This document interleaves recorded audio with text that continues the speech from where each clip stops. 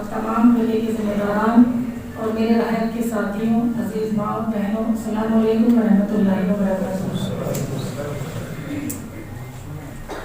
میرے عنوان کی شروعات تو ویسے کل صبح سے ہی ہے، اور خصوصاً ابھی جعفر صاحب کی تقریر میں کہ 75 سال کی جدوجہد میں ہمارے لیے خواتین کے لیے خاص طور سے بہت حوصلہ افزا آپ نے کہی، تہہ دل سے شکریہ آپ کا کہ ایک تعداد کے تعلق سے کہ انشاءاللہ ایسا وقت بھی آئے گا کہ شاید عورتیں زیادہ ہو جائیں، پر میں اس دعا کے ساتھ کہ مرد بھی کم نہ رہیں اور مرد اور خواتین مل کر ایک بہترین ہماری ٹیم تیار ہو، اس امید اور اس دعا کے ساتھ میں اپنی بات کو شروع کر رہی ہوں۔ تحریک اسلامی ہو یا دین اسلام کی بات اگر ہم کریں تو دین اسلام میں ابھی میں نے آپ کے سامنے جو آیت کوٹ کی ہے، بہت بار آپ کل صبح سے سن رہے ہیں اس کو، کہ تم وہ بہترین امت ہو جو بھلائی کے لیے نکالے گئے ہو، بھلائی کا حکم دیتے ہو، برائی سے روکتے ہو، اللہ پر ایمان رکھتے ہو۔ تو یہ جو بھلائی کے کام ہیں، جو برائی سے روکنے کے کام ہیں، تو یہ صرف مردوں کے لیے تو یہ حکم نہیں آیا، مردوں کے لیے تو یہ آیت نہیں آئی، یہاں کہیں پر بھی نہیں کہا کہ صرف مردوں کو حکم دیا گیا کہ وہ بھلائی کے کام کریں اور برائی سے خود بھی روکیں اور لوگوں کو بھی روکیں اور اللہ پر ایمان رکھیں۔ یہاں پر جو ذمہ داری ہے وہ دونوں کی برابر ہے، مرد اور خواتین، جیسا کہ جعفر صاحب نے بھی کہا کہ ان کے دائرے کار الگ ہو سکتے ہیں کچھ میں، پر ان کی ذمہ داریاں دونوں کی اکول ہیں، برابر ہیں۔ تو جہاں ایک طرف مردوں کو کہا گیا تو دوسری طرف عورتوں کو بھی کہا گیا، تو ہمیں بھی نیکی کے وہ کام بالکل ویسے ہی کرنے ہیں جیسے مردوں کو کرنے ہیں، اور ویسے ہی برائیوں کو خود سے بھی اپنی زندگی سے نکالنا ہے، اور ساتھ ہی ساتھ دوسرے لوگوں کی زندگی سے بھی برائیاں نکلیں، معاشرے سے برائیاں صاف ہو سکیں، ختم ہو سکیں، ایسی کوششیں ہمیں تحریک اسلامی سے جب ہم وابستہ ہو گئے تو ضرور اس کو انجام دیں گے۔ اور یہاں پر کوئی تفریق بالکل نہیں کی گئی، کوئی بھید بھاؤ نہیں، اللہ کی طرف سے کوئی فرق نہیں ہے، کوئی جینڈر یا سن کے اعتبار سے کہ یہ مرد ہے یا عورت، تو مردوں کے لیے یہ چیزیں ہیں اور عورتوں کے لیے یہ چیزیں ہیں۔ جو نعمتیں اللہ تعالیٰ نے دنیا میں اتاری ہیں آپ کے لیے، میرے لیے، سبھی دنیا کے انسانوں کے لیے، ان نعمتوں کا استعمال مرد ہو یا عورت برابر کرتے ہیں، ساری نعمتوں کا استعمال۔ اور جو جنت ہماری آخری منزل ہے اس میں وہ صرف مردوں کے لیے تو بنائی نہیں گئی ہے، ہمیں بھی جانا ہے اس میں، ہمیں بھی کوشش کرنی ہے۔ جس طرح ہم ایک گھر پریوار، ایک خاندان تشکیل دیتے ہیں، اس کو بناتے ہیں، تو وہاں پر سب لوگ خوش رہیں، سکون سے گھر کا ماحول چلتا رہے، اس کی پوری کوشش کرتے ہیں۔ تو جنت کے اندر بھی جب ہمیں ایک گھر ملے گا، اس گھر میں بھی ہم لوگ جائیں اور ایک بہت خوبصورت سا ماحول ہمیں وہاں ملے، اس کی کوشش یہ آخری موقع جو ہمارا دنیا میں ہے زندگی کی شکل میں، اس میں ہی انجام دینا ہے۔ تو جینڈر صنف یعنی دونوں جینڈر کی یہ ذمہ داری ہے کہ وہ اس کام کو بخوبی کرتے جائیں، اور جب کرتے ہیں نا تو یہ جو کام ہے دین اسلام کے اندر داخل ہونا، تحریک اسلامی سے اپنی وابستگی پیدا کرنا، یہ کوئی آسان کام تو ہے نہیں، ہم لوگ کی سوچ تو ہے نہیں کہ ہم کام کرتے جائیں اور لوگ ہمارا ویلکم کرتے جائیں، آزمائشیں بھی آتی ہیں، قربانیاں بھی دینی پڑتی ہیں۔ اگر آپ صلی اللہ علیہ وسلم کا اسوہ دیکھیں ہم، وہ اسوہ بھی ہم دونوں کے لیے، خواتین کے لیے بھی اور مردوں کے لیے بھی، کہ نبی کریم صلی اللہ علیہ وسلم حج کے موقع پر ٹینٹ جایا کرتے تھے، اور پیچھے ابو جہل جو سائے کی طرح آپ کے پیچھے رہتا تھا، وہ ہر ٹینٹ میں جا کر جو دعوت آپ صلی اللہ علیہ وسلم دیا کرتے تھے لوگوں کو، اس سے روکتا تھا۔ یہ کوئی کام آسان تو نہیں ہے، ابھی ہمارے ساتھ تو ایسی مشکلیں آ بھی نہیں رہی ہیں کہ ہم کسی کو دین کی دعوت دینے جائیں اور کوئی سائے کی طرح ہمارے پیچھے لگا رہے اور اس کو کرنے سے روکے۔ ابھی بہت آزادی ہے ہمیں، تو یہ مسلمان ہونے کی حیثیت سے خواتین کی جو ذمہ داری ہے، معروفات کا قیام اور منکر سے روکنا، بھلائی کے کام بتانا، برائی سے روکنا، تو یہ جو کام ہے اس میں اصل جو خواتین کا رول ہے، اصل جو رول ہے یا جو بھی ان کا کنٹریبیوشن ہو سکتا ہے، وہ کیا کر سکتی ہیں۔ اس میں دو طرح کے کام ہیں، ایک تو عام کام ہے جو ہر مسلمان عورت کو کرنے ہی چاہیے، لیکن ہماری کچھ دینی جو بہنیں ہیں وہ سوچتی ہیں کہ اگر یہ کام کر رہی ہے تو شاید سارے مکمل ہو چکا، ہمارا معاملہ بس کلیئر ہے، اللہ تعالیٰ ہم سے زیادہ جواب دہی نہیں کرے گا، ایسا نہیں ہے، بلکہ دو کام ہیں، ایک عام کام ہے اور ایک کچھ مخصوص کام ہے۔ تو عام کاموں میں جسے ہم سب کچھ مان لیتے ہیں وہ عام کام بتائے گئے ہیں، جیسے نیکیوں کو عام کرنا، اجتماع کرنا، قرآن پڑھنا، پڑھانا، سیکھنا، سکھانا، نماز کی ترتیبیں سکھانا،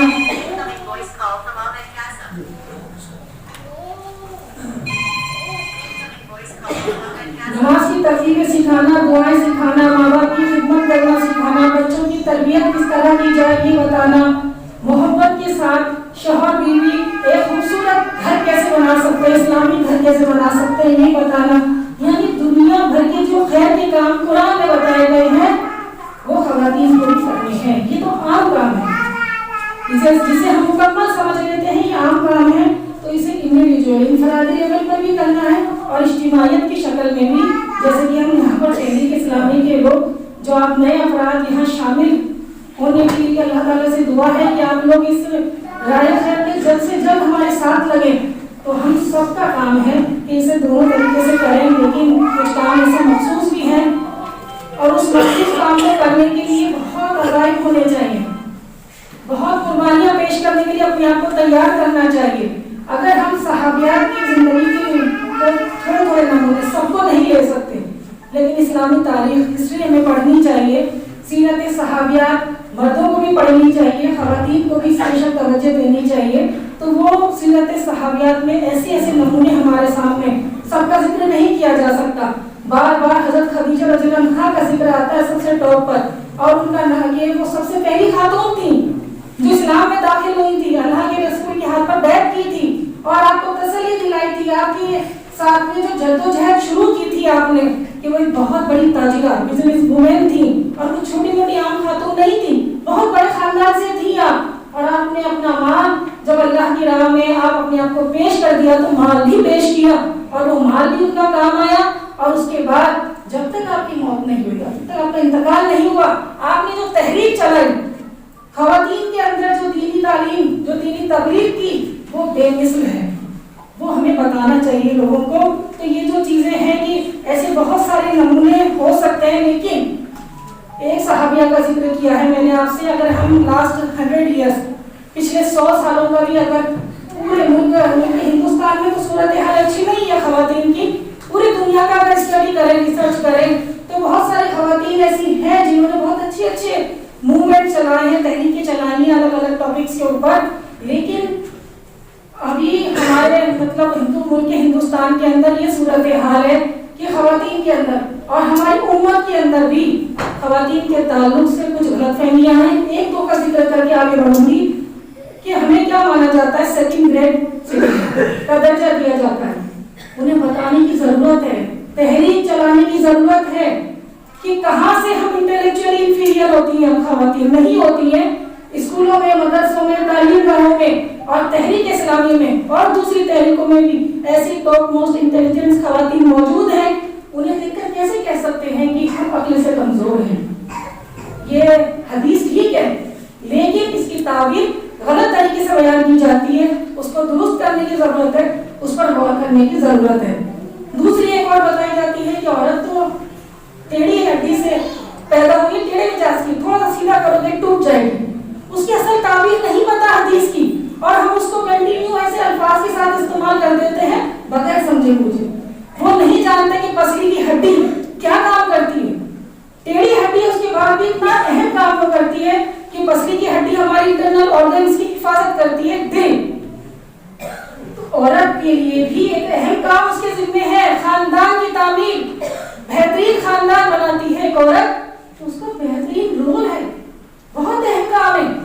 उसे कहा जाता है क्या, लेकिन उसका काम है। तो हदीस ठीक होती है, लेकिन उसकी ताबीर बयान करने में गलत होती है, तो उस पर गौर फिक्र करने की और सही तरीके से बताने की जरूरत है। और रही बात दीन इस्लाम की,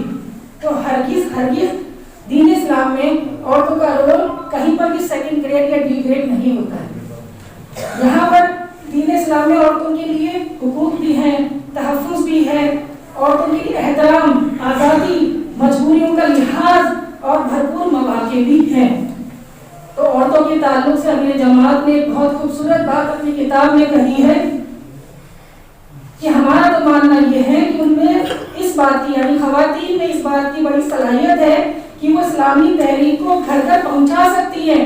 जहाँ भी ख़वातीन के दरमियान काम हुआ वो बड़ा कामयाब और कारगर साबित हुआ। ये हमारे अमीर जमात की बात है,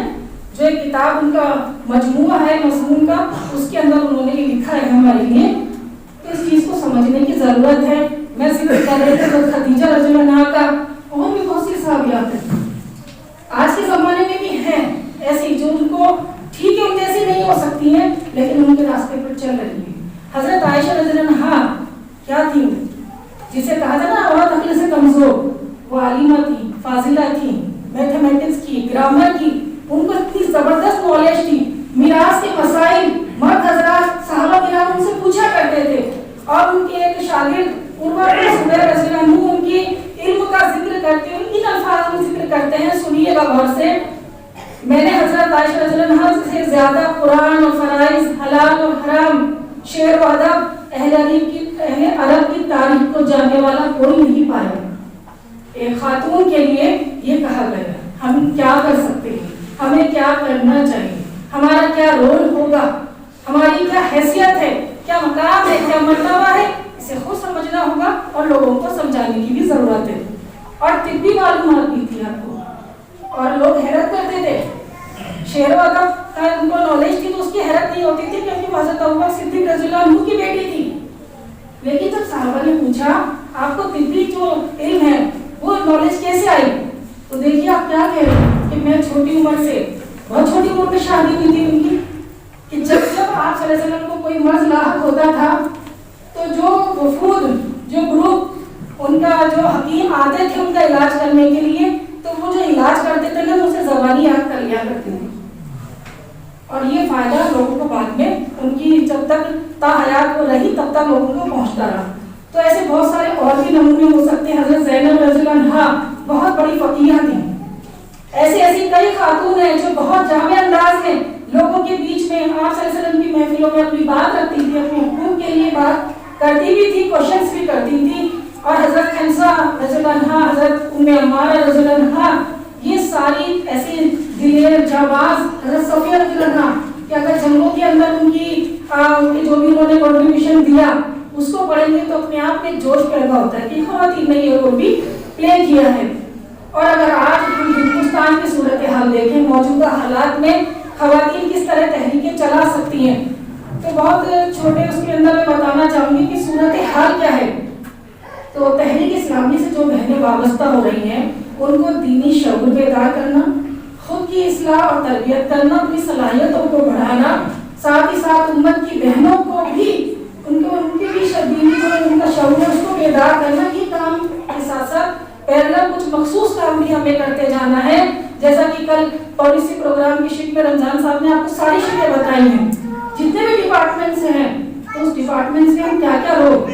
میرے اندر کیا کیا صلاحیت ہے، میرے اندر کیا اسکل ہے، میں کس رول میں کس شعبے کے لیے کیا کام کر سکتی ہوں، تو وہ کرنا چاہیے. تو ہندوستان میں دیکھیے اگر صورتحال ڈیٹا کے حساب سے لیں تو سالانہ تقریباً 2.5 لاکھ سے زیادہ مظالم آن ریکارڈ آتے ہیں، اس سے زیادہ ہوتے ہیں آن ریکارڈ اتنے آتے ہیں. یا پھر سالانہ 25,000 ڈاوری دہیج کی وجہ سے ان کو قتل کر دیا جاتا ہے، مار دیا جاتا ہے. آنر کلیننگ، ایک ذات کی لڑکی دوسرے ذات کے لڑکے سے شادی کر لے تو خود اس کا باپ اس لڑکی کو مار دیتا ہے. ایسے بھی نارتھ انڈیا کے اندر بھی بہت سارے کیسز ہوتے ہیں. کالا جادو بھی ہے، بہت سارے اس کی ڈیٹیل آپ ویکیپیڈیا پہ جائیے، گوگل پہ جائیے، پڑھے لکھے لوگ ہیں اور سرچ کیجیے کیا صورتحال ہے ہمارے ہندوستان کی. فیمیل فورٹیفائڈ کہ ہندوستان میں 1,000 کروڑ کا بزنس ہے، یہ تقریباً